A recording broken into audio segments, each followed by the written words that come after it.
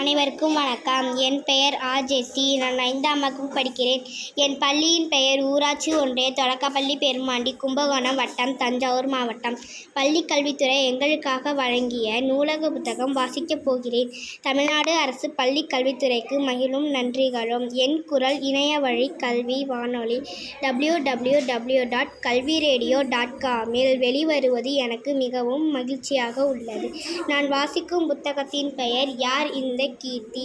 எழுதியவர் ஆசிரியர் குழு அவர்கள். கூடலூர் சின்ன கிராமம். கீர்த்தி அதிகாலையில் எழுந்தாள். அப்பா பால் கறந்தார். பெரிய வாளியில் பால் எடுத்து கொண்டாள். எல்லா வீடுகளுக்கும் பால் ஊற்றினாள். பக்கத்து ஊரில் வாரச்சந்தை. சந்தையில் காய்கறிகள், மளிகை பொருட்கள் கிடைக்கும். கீர்த்தி சைக்கிளில் போனாள். தேவையான பொருட்களை வாங்கினாள்.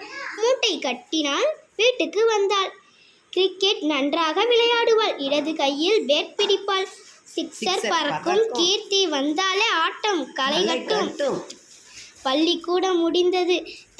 தம்பியை சைக்கிளில் ஏற்றினாள். அவள் வீட்டுக்கு பக்கத்தில் வந்துவிட்டாள். நண்பனின் சைக்கிளில் பஞ்சர் ஆனது.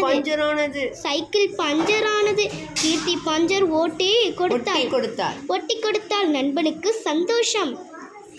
நோட்டு புத்தகங்களை டீச்சர் தூக்கினார். மாணவர்கள் ஓடினர். கீர்த்தியும் ஓடினாள். டீச்சருக்கு உதவினாள்.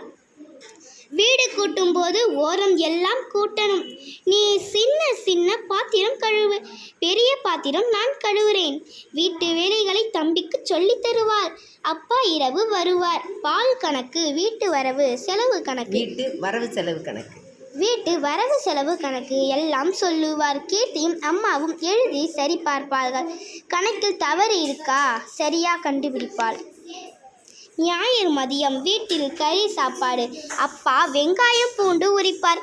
அம்மா சமைப்பார். சேர்ந்து சாப்பிடுவார்கள். கீர்த்தி எலும்பு கடித்து நன்றாக சாப்பிடுவாள். தம்பிக்கு ஊட்டி விடுவாள்.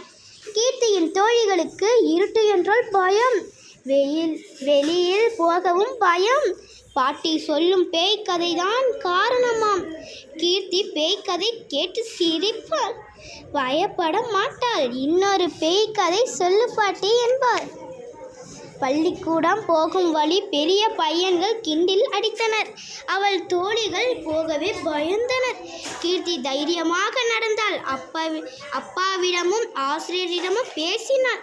துணிச்சலான பெண். பள்ளியில் அரையாண்டு விடுமுறை டூர் போகலாமா என்றார் அப்பா. எங்க போகலாம்? எவ்வளவு செலவு ஆகும்? என்னெல்லாம் எடுத்து போகணும்? சரியாக திட்டமிட்டாள். கீர்த்தி சொன்ன ஊருக்கு தான் எல்லாரும் போனார்கள். நல்லா வேலை செய்யுற சுறுசுறுப்பாக இருக்க கொஞ்சம் கலரா பிறந்து இருக்கலாம். எனக்கு பக்கத்து வீட்டு அத்தை சொன்ன கருப்புதான் அழகு. எனக்கு என்ன ராணி மாதிரி இருக்கேன் பெருமையாக சொன்னாள் கீர்த்தி. ஊரில் இருந்து மாமா வந்தார். கையில் அரிசி மூட்டை. கீர்த்தி மூட்டையை தூக்க போனார். உன்னால் தூக்க முடியாது, அரிசி மூட்டையை கீழே வை என மாமா கத்தினார். கீர்த்தி சிரித்து கொண்டு உள்ளே தூக்கி போனாள். மாவட்ட அளவில் விளையாட்டு போட்டி. கீர்த்தி ஓட்டப்பந்தயத்தில் வென்றாள். அடுத்து சென்னை போக வேண்டும். வீட்டில் தனியாக அனுப்ப யோசித்தனர். கீர்த்தி தைரியமாக போனாள்.